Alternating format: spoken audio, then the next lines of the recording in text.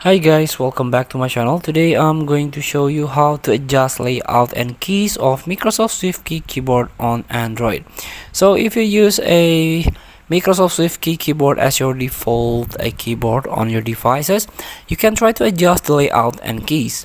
So you can try to open your settings on your phone, scroll down and tap on additional settings. Here you can try to tap keyboard and input method. You can select your current keyboard and tap on Microsoft SwiftKey keyboards. Then there is a layout and key option. Tap it. Here we go. You can try to resize, adjust the size of your keyboard.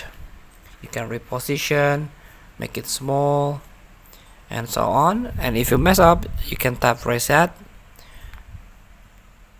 Then there is a number row. You can try to turn this on.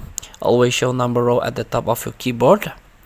And number position in number and symbols layout, you can make it in the top or left or right. Long press symbol, always show long press symbols on the keyboard. Accented characters, long press to see all available accents. Arrow keys, show up arrow keys on the keyboard. And key pop-ups, show pop-ups when tapping keys on the keyboard. This is on by default. You can try to turn off. And long press duration, you can try to increase or decrease. Feel free to try. Thank you for watching. Don't forget to comment, like, and subscribe. And click this button below. See you in the next video.